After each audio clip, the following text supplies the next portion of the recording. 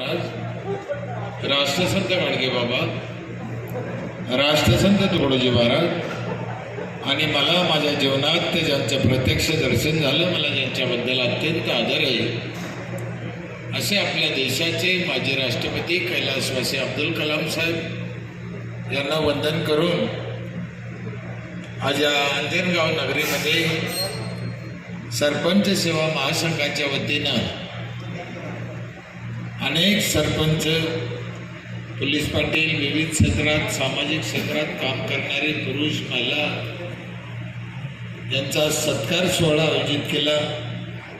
या सोहळ्यात आम्हालाही सामील करून घेतलं, तुमच्या दर्शनाची संधी उपलब्ध दिली, त्याबद्दल आयोजकाचे मी मनापासून आभार मानतो।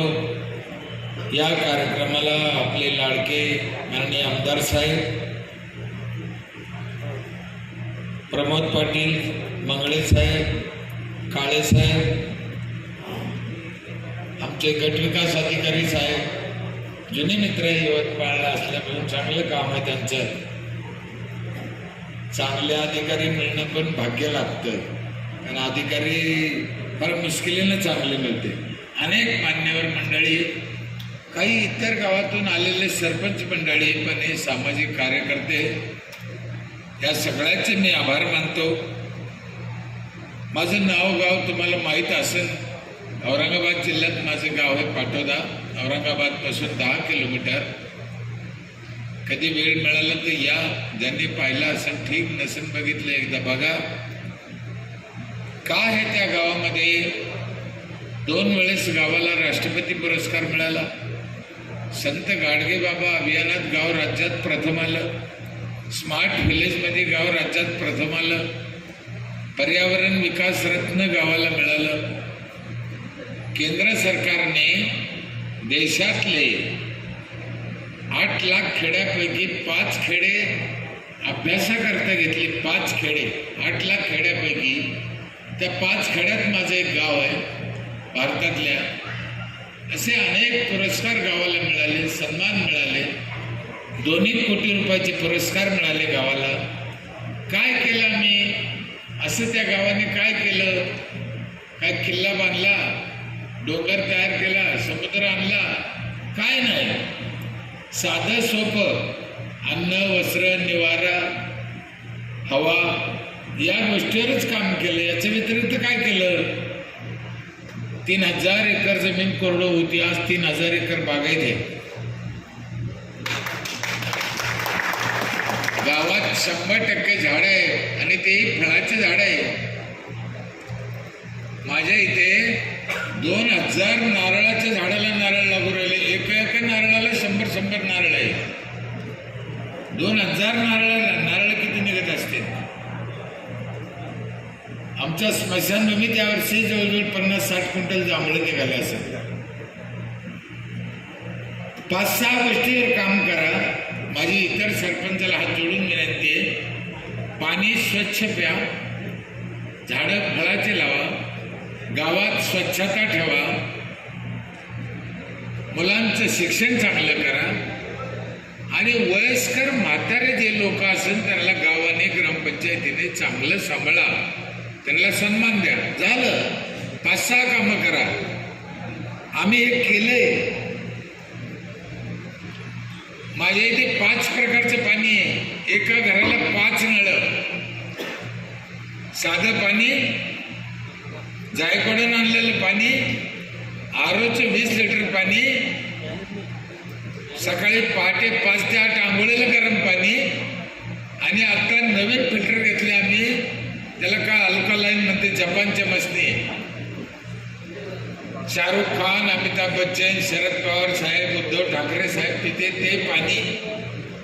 माझ्या गावातली रोजानं जाणारी बाई बगलात बाटली घेऊन जाते। हे सगळं काय आहे, याची गरज काय आहे? कारण आपलं आयुष्य रोज कमी होऊ राहिलं, खाणं पिणं चांगलं नाही, हवा चांगली नाही, विचार चांगले नाही। 60 वर्ष फक्त माणूस जगू राहिला, किती? हे 4ही जवान आहे समोर, काय वाटतं तुम्हाला, तुम्ही किती वर्ष जगता?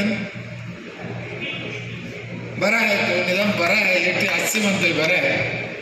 50-60 वर्षाच्या वर माणूस जगायला चांगला. हा, 40 वर्ष आपलं आयुष्य कमी झालं. ते कशाने झालं? आणि जर आपण अजून काळजी नाही घेतली, पुढच्या 60 वर्षात 40 कमी झाला, आणखीन खाली किती राहील? 20. आणि आपले पंतप्रधान काय म्हणते माहितीये का? पोरीचं लग्न 21व्या वर्षी करा. आता जर ती 20 वर्षात मरणार असेल तर 21व्या वर्षी लग्न कसं करायचं? त्याच्यासाठी तिला 100 वर्षाचं आयुष्य मिळालं पाहिजे. शतायुष्य मानव द्या. पंतप्रधानाचं म्हणणं पण बरोबर आहे, पण आयुष्य 100 वर्षाचं पाहिजे. आम्ही चुका केल्या, आम्हालाच भोगावं लागू राहिलं. अर्थात ग्रामपंचायतीने ह्या सुविधा द्यायला पैसा लागतो. गावात खूप पैसा आहे लोकांकडं. तो पैसा काय करायचा? येताना काही आणलं नाही, जाताना काही न्यायचं नाही. मग इथं कमवलेल्या पैशाचं करायचं काय आहे? लोकाला वळण नाही, लोकाला सवय नाही, कोणी शिकवत नाही. हर गोष्ट सरकारने द्यावं अशी लोकांची भावना झाली. हे 100% चूक आहे. सरकार जे देईन ते घ्या, पण सरकारच्या भरोशावर गाव चांगलं होणार नाही. काळ्या दगडावरची रेगी साहेब बसलेले इथं, मी त्यांच्या समोर सांगतो, महाराष्ट्रात कोणत्याही आमदाराकडून गाव आदर्श गाव होणार नाही. त्याचं कारण सांगतो. ते पैसे देईन तुम्हाला काही कामाला, 5 लाख निधी देईन, 50 लाखाचं काम करून देईन, 1 कोटीचं देईन, पण चांगलं राहायला, चांगलं वागायला आमदार काय देईन? गावातल्या लोकांना 12,000 रुपये संडास बांधायला दिले. ते आरामखोर संडासच जात नसेल तर आमदार काय हाताला धरून बसेल त्याला? त्याच्यामुळं हा विषय आमदार मंत्र्याचा नाहीये, हा विषय सरपंचाचा आहे, हा विषय सदस्याचा आहे, हा विषय ग्रामसेवकाचा आहे. ही गावातले लोक हातात हात घालून चालत नाही, तोपर्यंत गावचा विकास होणार नाही. माझ्या गावचे लोक 5,000 रुपये टॅक्स 1 एप्रिलला पहिल्या दिवशी देते, वर्षाच्या पहिल्या दिवशी. मग आम्ही 5 प्रकारचं पाणी त्यांना फुकट देतो वर्षभर, पैसे लागत नाही. आरो पाणी, गरम पाण्याला 1 पिठाची गिरणी आहे, वर्षभर तळत फुकट. 5,000 आम्ही काय काय देतो? अख्ख्या गावाला वायफाय फ्री आहे वर्षभर. संपूर्ण गावच्या महिलाला वर्षभर सॅनिटरी नॅपकिन फ्री आहे. डाळी करून देणं, मसाले करून देणं, बटाटा चिप्स करून देणं, शेवाय पापड करून देणं, गोड तेल करून देणं, उसाचा रस काढून देणं, मोटरसायकल 4 व्हीलरमध्ये हवा भरून देणं, हे सगळं मस्ती फुकट आहे वर्षभर. कचरा प्रत्येकाच्या घरून आणतो आम्ही. 2 बकेट दिल्या, कचरा घरी ठेव मावशी, आम्ही घेऊन जाऊ. आमचा ट्रॅक्टर, आमचे माणसं. प्लास्टिक ठेवायला वेगळी पिशवी, प्लास्टिक बाजूला ठेव बाई, आम्ही घेऊन जाऊ. प्लास्टिक वाईट आहे, जाळू नको, फेकू बी नको. जमिनीत गेलं तर पाणी जिरून देत नाही, जाळलं तर आकाशात छिद्र पाडतं. जनावराच्या पोटात गेलं वाईट, खतात गेलं वाईट, म्हणून तिला सांगितलं बाजूला ठेव प्लास्टिक. काही बाया ऐकत्या, काही ऐकत नाही. काही पिसूत ठेवत्या, काही कुंडीत टाकत्या, काही खाली टाकत्या. 2 वर्षापासून आम्ही काय केलं आमदार साहेब, घरातलं जुनं प्लास्टिक 15 रुपये किलोनं घेतो. आता एक तुकडा इकडे फेकीत नाही बाई. बाया एवढ्या सज्जन झाल्या, एवढ्या हुशार झाल्या, तिचं तर ठुतीच. पण जर शेजारीन घरी नसली तर तिचं बी उचलून तुझी. माणसं तेच आहे, बदलले का? मग चूक कोणाची होती? त्यांची का आमची चूक होती? कारण या समाजाला वळण कसं लावायचं हे आम्हाला कळलं नव्हतं. आपल्या राज्यात, देशात हा प्रॉब्लेम आहे. करते लोक म्हणते समाज मूर्ख आहे, समाज मूर्ख नाहीये, समाजाला वळण कसं लावायचं हे कर्त्या मूर्खाला कळत नाहीये.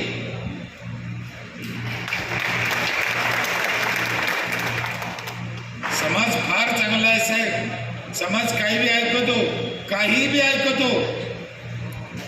2 वाजेपासून बसला, एक जण तरी उठला ऐकतो. ते सत्यनारायणाच्या टायमाला गुरुजी म्हणतो म्हण मम, म्हणला मम, लाव डोळ्याला पाणी, लावलं डोळ्याला पाणी. का झोपला होता का देव? ऐकतो का नाही? ऐकतो. कोणालाच माहित नाही मम काऊन म्हणायचं, डोळ्याला पाणी काऊन लावायचं, कोणालाच माहित नाही, पण ऐकतो. लग्नाच्या दिवशी महिला पहिल्या दिवशी गृहप्रवेश करते. काय करते? गृहप्रवेश करताना काय करते? इकडे तांब्याला ठोकर मारते. एवढ्या जणी ठोकर मारून आल्या. त्यांना विचारा का ठोकरलं? ते म्हणून मला काय माहित नाही, मागचीनं ठोकरलं म्हणून पुढचीनं ठोकरलं. समाज ऐकतो, चांगला वाईटचा विचार नाही करीत. गुरुजी चांगला जर असला, सांगणारा गुरुजी असला तर ऐकतो. एकदा वट सावित्री पौर्णिमेला मी 70 रोप आणले होते वडाचे. 70 काऊन आणले? नर्सरीत तेवढेच होते. ग्रामसेवक म्हणजे एवढेच आहे मला. आणि अशी दौंडी दिली साहेब लाऊडस्पीकरवर, उद्या वट सावित्री पौर्णिमा आहे, माझ्या इथे 40 लाऊडस्पीकर आहे सगळ्या गावात. लगेच ऐकू जातं, सगळ्या शब्द येतात. दौंडी दिली, उद्या वट सावित्री पौर्णिमा आहे, ग्रामपंचायतनं वडाचे रोप आणले. ज्या महिलाला पाहिजे तिने घेऊन जा. वड सावित्रीला वडाची पूजा करणं लय पुण्याचं काम आहे, लय पुण्याचं काम आहे. पण आपल्या आपल्या वडाची पूजा करा, दुसऱ्याचे वड पूजू नका.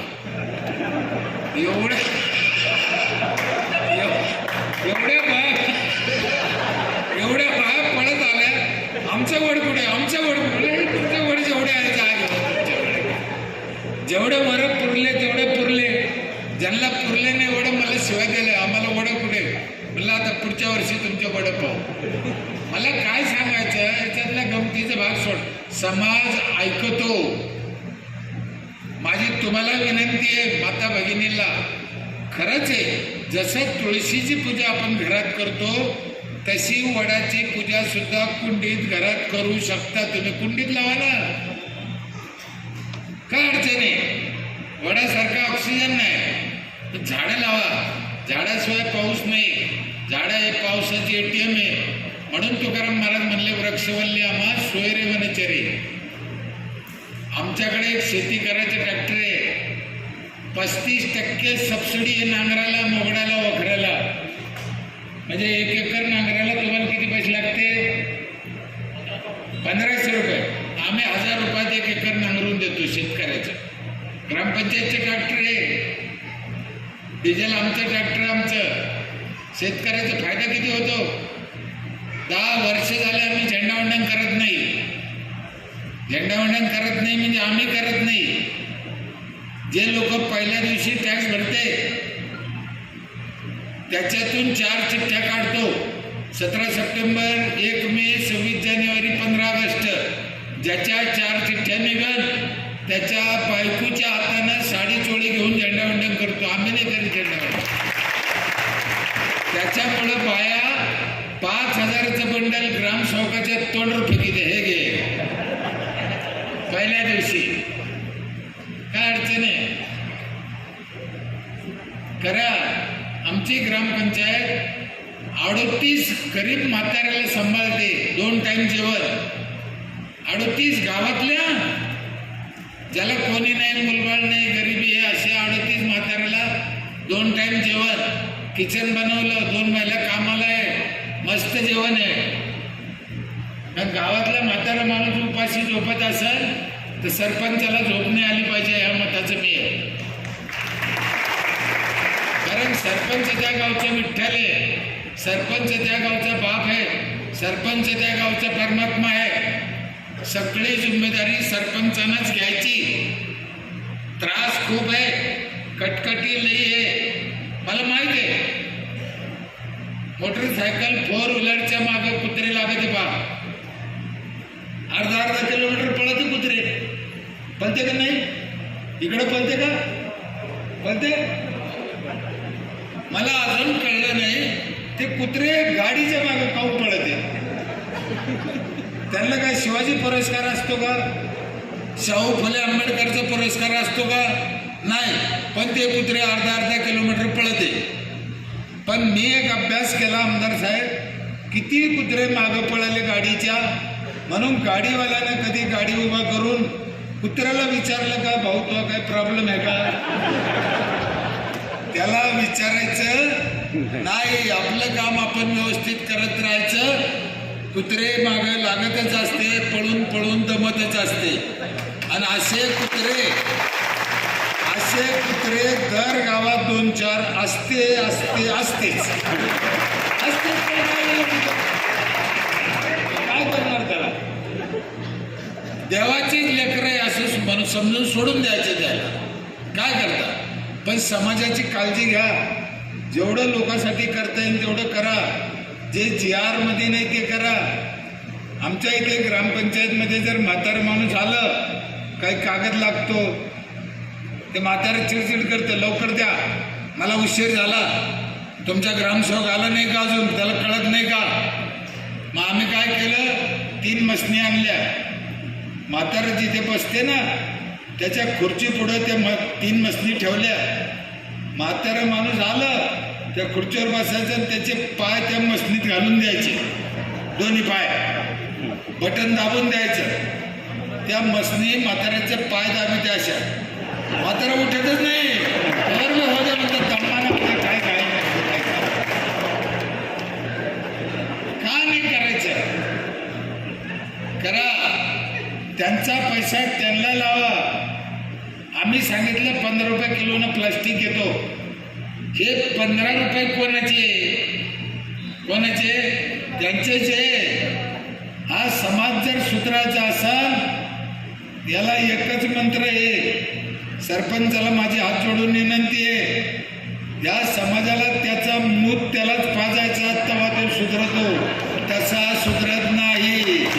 तुम्ही किती आणलं, वरून किती आणलं आणि याला लावलं, त्याने बरकत येणार नाही आणि त्याचे समाधान होणार नाही. एखाद्या सरपंचाने 50 लाख रुपये गावासाठी आणले, लोक खुश होत नाही, नाराज होते. ते काय म्हणते माहितीये, 50 लाखाचं काम गावात आलं, चांगलं झालं असं म्हणत नाही. ते यांना 50 लाखात किती खाल्ले असं म्हणते. लय विचित्र लोक आहे. म्हणून या लोकांची नाडी समजून काम केलं पाहिजे, नाडी ओळखून काम केलं पाहिजे. व्यायामशाळा मोफत आहे आमच्या इथं. किती गोष्टी आहे लोकाला, महिलाला मोफत. पाणी सगळं अंडरग्राऊंड आहे. गावात भरपूर झाडं आहे, शिवरस्ते आहे, सगळ्या गावाला शिवरस्ते केलेले. वीज 24 तास आहे, सेपरेट सबस्टेशन आहे. 5000 एवढी कला आहे. आमदार, खासदार, जिल्हा परिषद पुरस्कार सगळं मिळतंय. गाव खाऊन पिऊन सुखी आहे. माझी तुम्हालाही विनंती आहे, लोकांकडून टॅक्स जरूर घ्या. साहेब 1960ला साफसफाईचा कर 25 रुपये लावला होता. कधी? 1960ला यशवंतराव चव्हाण साहेबाच्या काळात. आज मी 25 रुपये. 75 वर्ष उराले, 60 वर्ष उराले, 25 रुपये. कसा खेळाचा विकास होईल? मग हे बदल कोण करीन? टॅक्स लावीन कोण? याचं नियोजन करीन कोण? काहीच नाही. शासनाने विचार करीत नाही. सरपंचाला वाटतं जर मी टॅक्स वाढवला, पुढच्या वेळेस लोक मला मतदान करायचे नाही, मग ते बी काय हातला येत नाही. पण 70 वर्षात गाव झाडून घेतले नाही, हे बी खरं आहे ना. मग आमच्या बापदादाने काय सांगितलं, हात फिरे तिथे लक्ष्मी फिरे. रोज गाव झाडून घेतलं पाहिजे. ग्रामपंचायतमध्ये पैसेच नाही, म्हणून ग्रामपंचायतीने घाबरायचं नाही, काम करायचं. सरपंच आता रडायचं नाही, लढायचं. सरपंचांनी चांगलं काम केलं ना, महाराष्ट्र सरकार काय तेच घाबरू शकतो आणि विकास बी होऊ शकतो. म्हणून माझी विनंती आहे सगळ्या सरपंचाला, आता भविष्यात जिल्हा परिषद पंचायत समितीच्या निवडणूक आहे, संघटना आहे, तुमच्या संघटनेमार्फत चांगलं काम करा, लढा, तुमच्या हातात सत्ता घ्या, गावचा विकास करा. आणि आमचा सरपंच काय म्हणतो, माझं काय खरं आहे, असा रडत बसतो. मला असं धरून आणा वाटतं ना. अरे इच्छा तर करा ना तुम्ही, होईल ना, का घाबरतं मला कळत नाही. रामायणामध्ये त्या सीताबाईनं वनवासात एकदा इच्छा व्यक्त केली होती, म्हणे देवा मला त्या हरणीच्या कातड्याची चोळी शिवायची. कारण काय, ते कातडं सोन्याचं होतं, बरोबर आहे. देवाला मागितलं, देवानं काय केलं माहिती, निस्ती चोळी काय शिविती, अख्खी लंका सोन्याची घेऊन तुला, जे तू उचललं तर लंकात नेऊन पट केलं. देव देतो, इच्छा व्यक्त केली पाहिजे. आत्ता 2 वर्षापूर्वी ते एक साहेब म्हणत होते, मी पुन्हा येईन, मी पुन्हा येईन. अख्ख्या महाराष्ट्रानं टिंगल उडली, सगळ्या महाराष्ट्रानं टिंगल उडली, कसा येतो पाहू म्हणे. आला ना रे बाबा, आम्हाला इच्छा करायला काय हरकत आहे का, काय होईल होईल ना पुढं, आम्ही रडत बसायचं नाही. मला काय म्हणायची, इच्छा करा, आम्ही असं करू शकतो, आम्ही जिल्हा परिषद पंचायत समित्या ताब्यात घेऊ शकतो, आम्ही ग्रामीण भागाचा विकास करू शकतो. इच्छा तर करा ना, काय प्रॉब्लेम आहे. तुमच्यासारखे माणसं जर पुढे झाले ना साहेब, आज समाज आसूसला चांगले माणसं पाहायला, त्याला गरज आहे चांगल्या माणसाची, विकास का त्याला आशा लागलेली. पण चांगले लोक दरवाजे लावून बसते, हरामखोर पुढे येते, मग अजून म्हणते देशाचं वाटोळं झालं. म्हणून चांगल्या लोकांना पुढं आलं पाहिजे. मी या निमित्तानं आव्हान करतो अख्ख्या महाराष्ट्रातल्या चांगल्या सरपंचाला, जे जे चांगले सरपंच जिल्हा परिषद पंचायत समितीच्या निवडणुकीत भाग घेतील त्यांच्या पाठीशी मी 100% उभा राहीन. कुठेही असू द्या, मी जाईन. मला नुसतं माहीत झालं हे सरपंच लोक उभे, मला पक्षाची घेणं नाही, मी पक्षीय राजकारण करत नाही. मला चांगले माणसं पाहिजे, चांगले लोक पाहिजे. चांगल्या लोकांनी काम केलं तर देशाचं चांगलं होईल ना. आपला प्रश्न असा आहे, देशाचं चांगलं झालं पाहिजे. आपल्या भारतात एवढी संपत्ती आहे, एवढं धन आहे, पण आम्हाला खाता येईना. मी आखातात गेलो होतो ताई, नीट ऐका, दुबईला. मी 22 देशात गेलो आत्तापर्यंत अभ्यास करायला. आखातात 9 दिवस होतो. मी जेवढं मी बोलतो, माझ्या मुलीची शपथ खाऊन सांगतो, एक शब्द खोटा बोलत नाही मी आयुष्यात कधी. माझा 2च नियम आहे, एक मी आयुष्यात खोटं बोलत नाही आणि आयुष्यात कधी हरामाची 10 रुपये खात नाही, कधीच नाही. ते दुबईला गेलो आम्ही, तिथं 161 मजल्याची बिल्डिंग आहे. किती? 161 मजल्याची बिल्डिंग. 161 आकडा तरी कळतो का? त्या दुबईत मी विचारलं, म्हणलं पाऊस कधी पडला? ते म्हणे 5 वर्ष झाले, तेव्हा 5 मिनिटं पडला होता. 5 वर्षे त्या देशात पाऊस पडत नाही. ही सत्य घटना आहे. खाली जमीन नाही, वाळवंट आहे, पाऊस पडत नाही. त्या देशाच्या राजधानीत 161 मजल्याची बिल्डिंग आहे. मी पाहायला गेलो, 400 रुपये काही तिकीट येतं बिल्डिंगला वर जायचं. वर गेलो 61 मजल्यावर, 161. मी लय कपटी आहे, जेवढा वरून काळा आहे त्याच्या 10 पट आतून काळा आहे. मी 161 मजल्यावर गेलो, पहिलं काय पाहिलं माहिती आहे? नळाची तोटी फिरून पाहिली, बदा बदा पाणी पडलं. कुठं? 161 मजल्यावर. आणि आमच्या इथं पावसानं गावं वाहून चालले, पण नळाला काही येत नाही. अशा हरामखोर बुटानं धरून आणले पाहिजे ना, नळाला कसं येत नाही? मग समाज कसा विश्वास ठेवेल तुमच्यावर? तर काम करा. माझी पाणी पुरवठ्याच्या नळाच्या बाबतीत एकच तुम्हाला विनंती आहे, मीटर बसवा. पाण्याची समस्या 100% गेली. आम्ही 15 वर्षापूर्वी मीटर बसवले. मीटर बसवा, मीटर. एक बाई खाली राहते आणि एक बाई वर माडीवर राहते. टाकी भरली, खालची लाळ देते, अगं भरली, बंद कर. आणि पुढच्याला प्रेशर येतं. म्हणून प्रत्येक गोष्टीवर इलाज आहे, नेमका तो इलाज केला पाहिजे. आम्ही ते करत नाही. आपल्या देशात पाणी समस्या नाही आहे, पाणी वापरची समस्या आहे. म्हणून मीटर टाका. आणि मी समस्यावर इलाज काढणारा माणूस आहे. माझ्या गावात 32 बेसिन आहे रस्त्याला. कुठं गेले तुम्ही पहा, इथं थुकू नका लिहिते. माझ्या सगळ्या गावात लिहिले बेसिनवर इथं थुका. इथं थुकू नका नाही, इथं थुका. नो पार्किंगचा बोर्ड मला आवडत नाही. पार्किंगचा बोर्ड लावा. नो पार्किंग लिहिलं, मग पार्किंग कुठं करायची? या समाजाला दिशा द्या ना तुम्ही. काहीतरी उलट कशाला सांगायचं? उलट सांगायचं नाही. आणि भ्रष्टाचार, पैसा याला थोडं जपलं पाहिजे. काय करते पैशाला मला कळत नाही. काय करणार आहे? आम्हाला गाडगे बाबा, तुकडोजी महाराज, तुकाराम महाराजांचे विचार मिळालेले, डॉक्टर बाबासाहेब आंबेडकर, सावित्रीबाई. कोणी पैसा समय नेणार आहे का? तुमच्यापैकी कोण नेणार आहे का? नाही. आमच्या तिकडे मेल्यावर चिल्लर पैसे फेकते अंगावर. मेल्यावर तसेच पडते खाली, पोरं उचलीत नाही. काय करणार आहे पैशाला? मला सांगा भाऊ, खरं सांगा.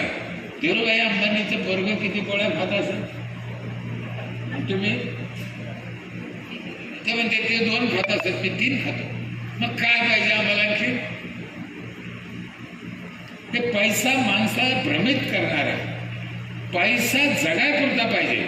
जोडून या धन उत्तम व्यवहार आहे. चांगल्या मार्गाने पैसा कमवा, चांगल्या मार्गाने खा. पैसा कमवायचा असता तर गाडगे बाबा, तुकडोजी महाराजांनी किती पैसा कमीला असतं माहिती का? काही करोडो अब्जोधीश. अहो, त्यांच्या नावानं विद्यापीठ नको राहिले आज 3-5 माणसाच्या. म्हणजे त्यांचे विचार महत्वाचे आहे ना. तुम्ही विदर्भातले लोक भाग्यवान आहे, तुम्हाला तुकडोजी महाराज, गाडगे बाबा सारखे रत्न मिळाले. हा ना. माझ्या ऑफिसमध्ये पहा, सगळं या जिल्ह्यातले मी दोघांच्या गावात गेलेला आहे. मी दोघांच्या गावात माझ्या ऑफिसमध्ये बघा, सगळे तुकडोजी महाराजांचे विचार लिहिलेले. अनमोल विचार आहे. एक विचार 1 कोटीच्या पुढे आहे. काय म्हणलं मी? लक्षात ठेवा, 42 अध्याय आहे. आणि त्या अनुभवाचे काही पुढे जायची गरज नाही, काही कोणाला शिकायची गरज नाही, तुम्हाला कोणत्या पक्षाकडे जायची गरज नाही, कोणाच्या पाय पाडायची गरज नाही. ग्रामगीता वाचा, नीट अभ्यास करा, गाडगे बाबाचा विचार करा. पण आम्ही काय केलं? चुकीचे अर्थ काढले. आमच्या गाडगे बाबांनी काय सांगितलं? भुकेल्यांना अन्न द्या. नीट ऐका शब्दाचा अर्थ. काय सांगितलं? भुकेल्यांना अन्न द्या.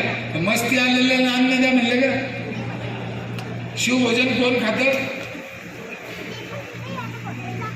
सरकारची योजना आहे शिवभोजन. कोण खातं? तुम्ही खाल्लं? भुकेल्याने खाल्लं? कोणीही खातं. तुमचे मी फोटो काढून पाठवले असेल, त्याच्यात चालत्या माणसाचे फोटो काढी तिने आधी लावून टाकले.